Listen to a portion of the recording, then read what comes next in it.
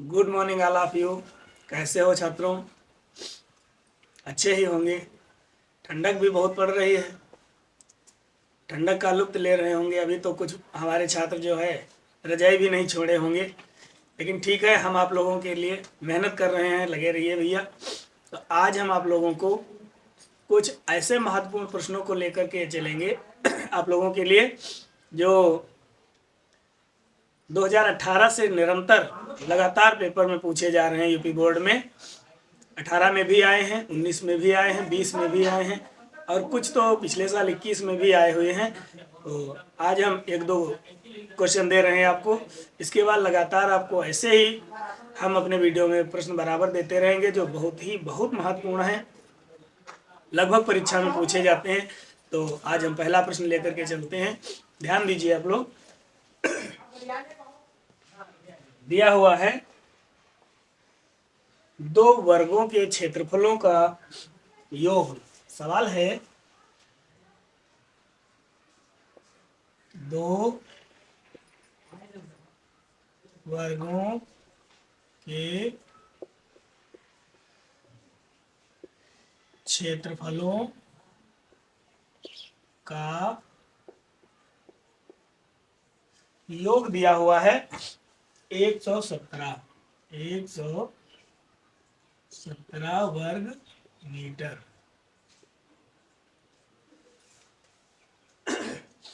यदि उनके परिमाप का अंतर यदि उनके परिमाप का अंतर जो है भैया वो 12 मीटर है, 12 मीटर हो,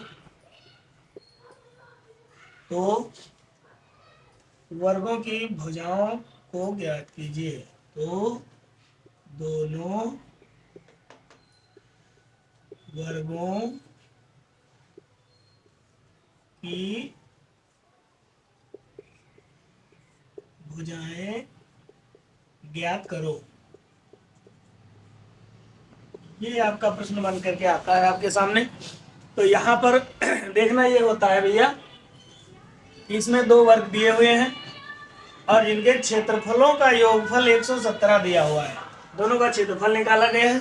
जब क्षेत्रफलों को जोड़ते हैं तो 117 आता है। फिर कहता है यदि उनके परिमाप जो हैं उनका अंतर 12 मीटर दिया हुआ है, तो दोनों वर्गों की भुजाएं ज्ञात करो। तो आपको पता है कि वर्ग का परिमाप होता है भुजा गुणे 4, मतलब 4 को भुजा से गुणा कर दो तो परिमाप आ जाता है। परिमाप का सीधे से ऐसे मूल्यांकन करें तो चारों भुजाओं को अगर हम जोड़ देते हैं तो वर्ग का परिमाप आ जाता है। तो इसमें हम एक वर्ग की भुजा मान लेते हैं। तो यहाँ से हम हल करते हैं भैया। यहाँ लिखेंगे माना पहले वर्ग की भुजा बराबर x मीटर। तो इसका जब हम परिमाप निकालेंगे भाई, तो परिमाप जो होगा वो हो जाएगा 4x मीटर। इसके बाद में सवाल कह रहा है कि दोनों परिमाप जो है उनका अंतर 12 मीटर है। तो यहाँ लिखेंगे हम पहले वर्ग का परिमाप माइनस दूसरे वर्ग का परिमाप बराबर 12 मीटर। ये हमारा सवाल में दिया हुआ है यहाँ पर। अब पहले वर्ग का परिमाप हमारा आ गया यहाँ पर 4x और माइनस दूसरे वर्ग का परिमाप बराबर 12 मीटर। अब इसको अगर हम पक्षांतर कर लेते हैं भैया, यह करेंगे हम माइनस दूसरे वर्ग का परिमाप बराबर 12 और माइनस का 4x हो गया। अब यहाँ पर माइनस है, अगर हम इस माइनस को हटाते हैं भैया तो यहाँ पर दूसरे वर्ग का जो परिमाप आया वो हो जाएगा 4x-12, और इधर से भी माइनस कैंसिल हो गया, इधर भी माइनस कैंसिल हो गया। अब हम दूसरे वर्ग की भुजा निकालते हैं। दूसरे वर्ग की भुजा बराबर, तो इसमें से 4 हम कॉमन ले लें तो x-4 × 3 = 12, और बट्टे में 4 कर दें, 4 4 कैंसिल हो जाता है। तो जो इसकी ये भुजा आएगी वो x-3 मीटर आ जाएगी। ये हो गई आपकी दूसरे वर्ग की भुजा। बेहतर समझ में आया? अब करना ये है आपको कि पहली बात तो ये है कि जब हमारे दोनों भुजाएं हमें मूल्यांकन करते समय आपके सामने आ गई हैं, एक भुजा आ गई x और दूसरी आ गई है x-3। अब इनका क्षेत्रफल निकालेंगे और क्षेत्रफलों का योगफल 117 है। तो इसका स्क्रीनशॉट ले लो आप लोग, फिर हम आगे बताएं। इस प्रकार से आपकी यहां लिखेंगे हम पहले वर्ग का क्षेत्रफल और प्लस दूसरे वर्ग का क्षेत्रफल।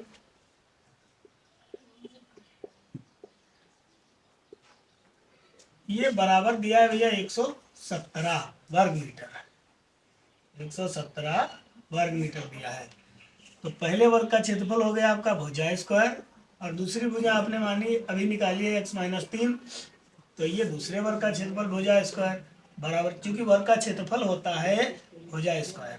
तो अब इसको हम वर्ग करते हैं x² प्लस x² माइनस वही a-b का होल स्क्वायर डालेंगे, a² माइनस 2ab कर देते हैं, 3 दूनी 6x, और प्लस का b² 9, और बराबर जो दिया हुआ है। ठीक है, इनको जोड़ेंगे और इसको पक्षांतर साथ में कर लेते हैं। x को जोड़ करके यहाँ पर आ गया आपका 2x² माइनस का 6x, और यहाँ पर प्लस का 9 और माइनस का 117 बराबर 0। अब देखो भैया, इनको आपस में हम हल करेंगे, 2x² 6x, और इसको हम जब घटाएंगे तो आएगा आपका 108। अब देखो ये 2 से पूरा पूरा कट रहा है, देखो तो 2 से हम भाग कर देते हैं, तो 2 1 कम 2, 2 3 6, 2 पंचे 10, 2 चक्कू 8 बराबर 0। अब ये हमारा बनकर तैयार हो गया द्विघात समीकरण। तो द्विघात समीकरण का हल करने का तरीका, बाहरी पदों की गुणा और उस गुणनफल के ऐसे 2 टुकड़े करें जिससे चाहे जोड़ो या घटाओ मध्य पद आना चाहिए। मध्य पद में 3 है, तो 54 को जब हम 1 से गुणा करेंगे तो 54 ही आएगा, और 54 के जब टुकड़े करेंगे तो 6 9 54 होता है, और 6 से जब हम 9 को घटा देते हैं तो 3 बचेगा। तो इसलिए यहाँ पर लिखेंगे x² माइनस 9x, और जब हम प्लस से घटाएंगे इसको 6x, तो आपका 9 से 6 गया तो 3 बचेगा। अब यहाँ पर आ जाता है आपका 54।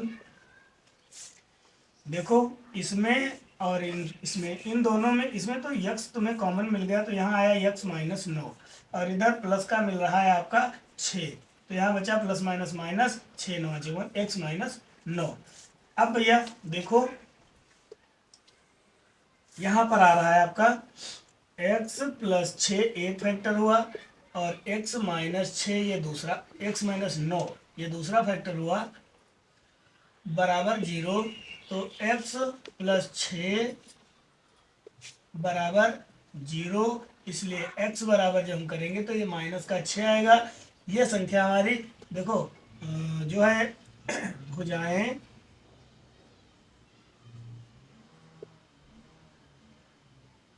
ऋणात्मक नहीं हो सकती, अर्थात ये जो x की वैल्यू -6 आई है ये अग्राह्य हो जाएगी। तो अब दूसरा मान जो आया है आपका वो x-9 आया है, ये भी बराबर 0 के, तो x बराबर आ गया आपका 9। तो इस प्रकार से भैया पहली संख्या जो पहली भुजा आई है वर्ग की, तो यहाँ लिखेंगे हम वर्ग की, अर्थात पहले वर्ग की भुजा ये आ गई आपकी 9 मीटर। और फिर यहाँ लिखेंगे हम दूसरे वर्ग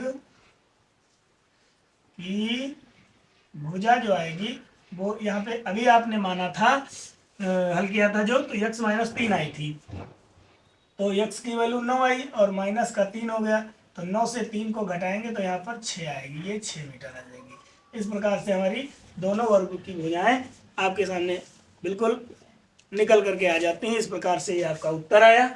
अब यहाँ पर देखना ये होता है कि हम कैसे चेक करें हमारा सवाल सही है या गलत है। तो हम पहले वर्ग का परिमाप निकाल लेते हैं। तो 9 को जब हम यहाँ पर इतने में ही बता देते हैं, थोड़ा सा भुजा गुणे 4 होता है, तो 9 गुणे 4 हो गया। और उसके बाद में अंतर किया जा रहा है ना, तो दूसरे वर्ग का, तो यहाँ हो जाएगा 6 गुणे 4, तो 9 चौक 36 होता है और 6 चौक 24 होता है।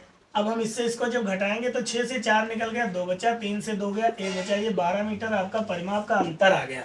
तो यहाँ पर कह रहा था कि उनके परिमापों का अंतर जो है 12 मीटर हो, तब दोनों वर्गों की भुजाएं ज्ञात करो। तो हमारा देखिए परिमाप का अंतर 12 मीटर आ गया, इसलिए हमारा जो सवाल आया ये बिल्कुल करेक्ट है। आप लोग इसको नोट करें। फिर हम आपको अगला सवाल बता रहे हैं, वो भी इससे भी बहुत महत्वपूर्ण है, जबकि ये भी आपका जो है 2018, 19, 20, 3 में आया है, और जो अब बताने जा रहे हैं ये पिछले साल भी आया था। ठीक है, नोट कर लो इसको। अगला सवाल आप लोगों के समक्ष है, जिसमें कह रहा है दो क्रमागत धन विषम पूर्णांकों को ज्ञात करना है भैया, जिनके वर्गों का योगफल दिया होता है। तो सवाल कह रहा है दो क्रमागत धन विषम पूर्णांक ज्ञात कीजिए। ये सवाल है आपका, दो क्रमागत धन विषम पूर्णांकों को ज्ञात करो जिनके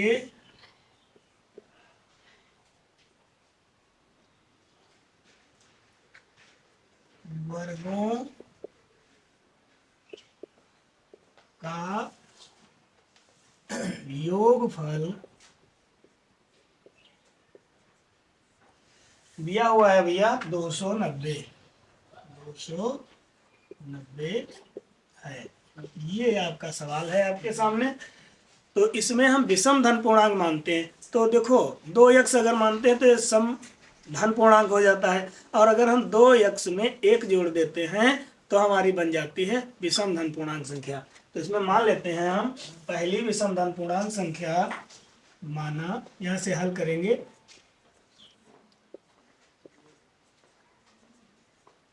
पहली धन विषम पूर्णांक संख्या जो है आपकी, उसको हम मान लेते हैं 2x + 1, और फिर दूसरी संख्या मान लेते हैं, दूसरी धन विषम धन पूर्णांक लिख देते हैं। चलो धन विषम पूर्णांक एक ही बात है, धन विषम पूर्णांक संख्या है भैया जो, वो दी हुई है आपकी 2x + 3, क्योंकि जब एक में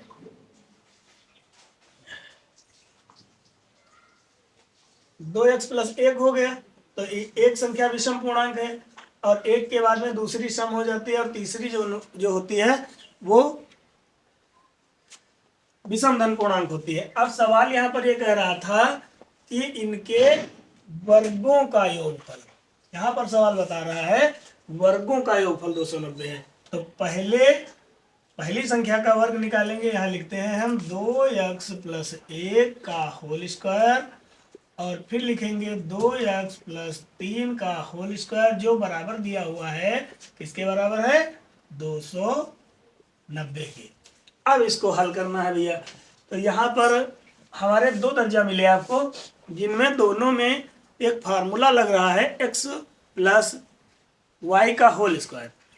अगर इसको नहीं पढ़े हो तो ऐसे पढ़े होंगे आप लोग ए प्लस बी का होल स्क्वायर। तो यहाँ पर ए प्लस बी का होल स्क्वायर डाल देते हैं, तो ए की जगह पर 2x है और बी की जगह पर 1 है, तो एक्स स्क्वायर अर्थात ए स्क्वायर, तो 4x² प्लस बी स्क्वायर, एक एक एक हो जाता है, और प्लस 2ab, तो 2ab, तो 2 दूनी 4, 1 4, तो यहाँ पर आ जाएगा आपका 4x।